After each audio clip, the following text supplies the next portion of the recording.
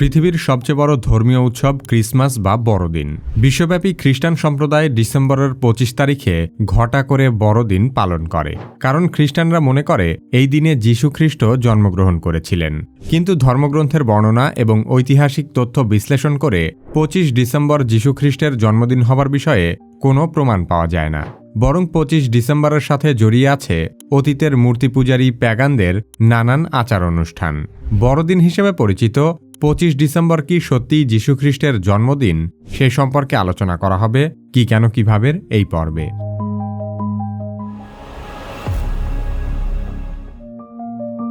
ক্রিসমাসকে যীশু খ্রিস্টের জন্মদিন বলা হলেও খ্রিস্টের জন্মেরও বহু আগে থেকে ক্রিসমাস উদযাপন করা হতো।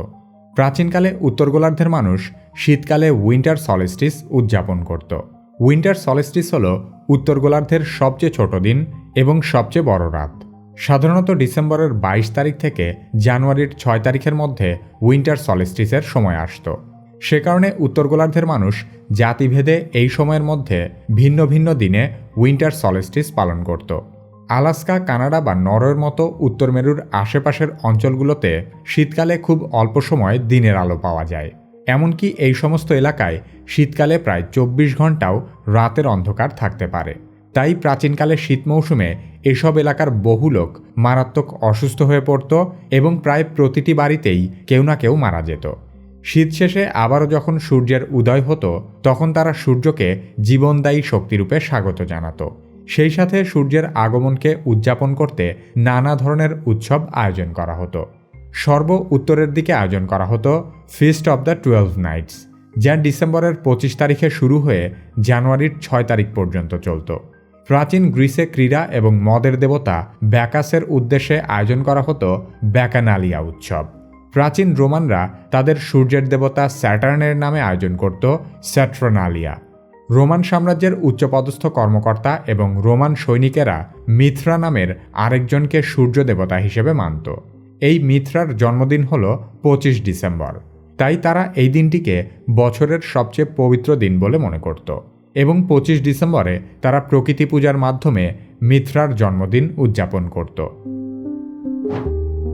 ক্রিসমাস বা বড়দিনের সাথে ওতপ্রোতভাবে জড়িত দুইটি প্রতীক হল ক্রিসমাস ট্রি এবং সান্টা ক্লজ।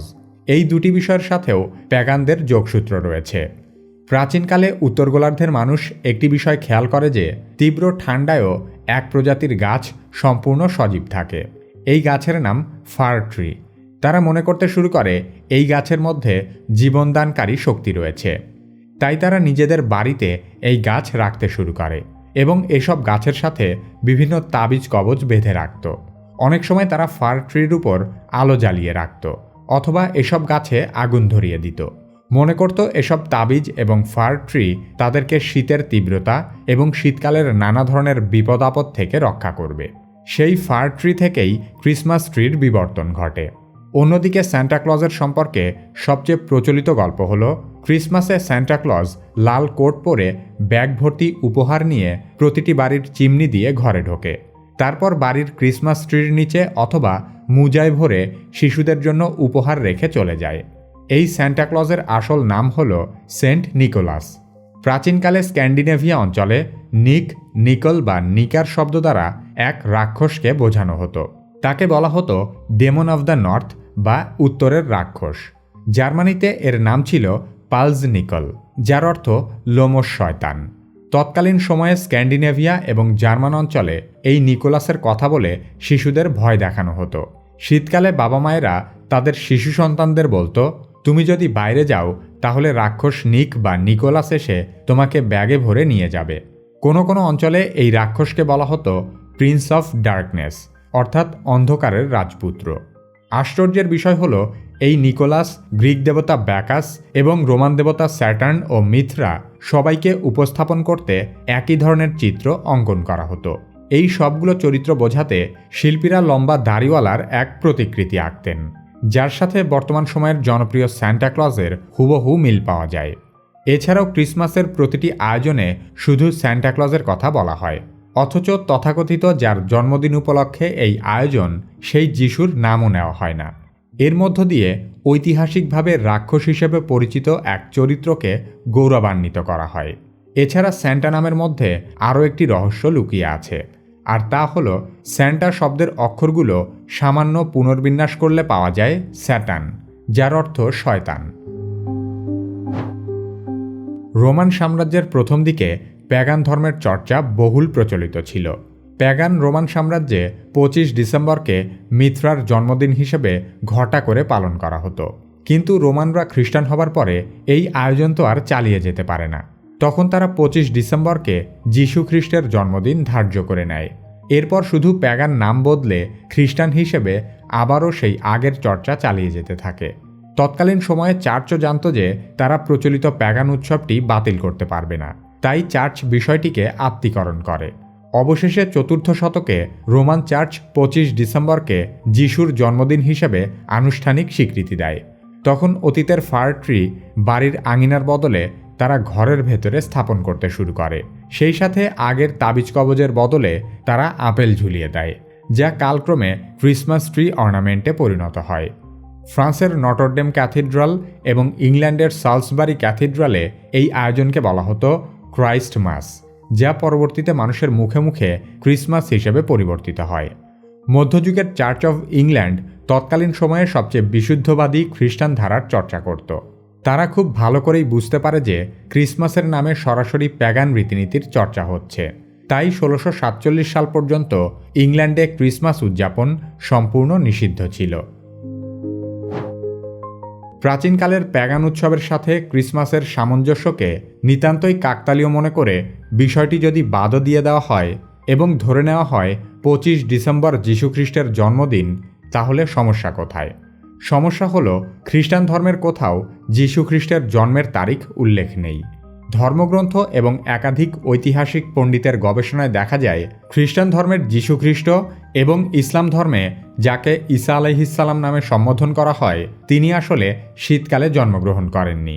খ্রিস্টান বর্ণনা মতে মাতা মেরি একটি ভেড়ার আস্তাবলে যীশুখ্রিস্টকে প্রসব করেছিলেন এবং যিশুর জন্মের সময় ভেড়ার পাল বাইরে বিচরণ করছিল। কিন্তু ফিলিস্তিন অঞ্চলে শীতকালে রাতের বেলা ভেড়ার পাল বাইরে রাখা হয় না। সে বিবেচনায় অনেকে মনে করেন যিশু বসন্তকালে জন্মেছিলেন। অন্যদিকে ইসলাম ধর্মের বর্ণনায় মরিয়ম আলাইহিসসালামের যখন প্রসব বেদনা ওঠে তখন একজন ফেরেশতা এসে তাকে শহরের বাইরে নির্জন স্থানে চলে যেতে বলেন। নির্জন স্থানে গিয়ে মাতা মরিয়ম আলাইহিসসালাম একটি খেজুর গাছ এবং পানির উৎস খুঁজে পান।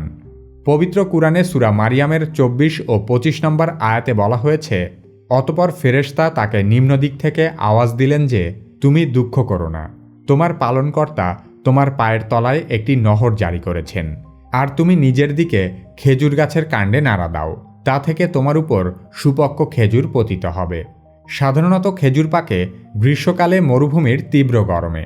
তার মানে এখান থেকেও ধারণা পাওয়া যায় যে ঈসা আলাইহিসসালাম বা যীশুখ্রিস্ট শীতকালে জন্মগ্রহণ করেননি।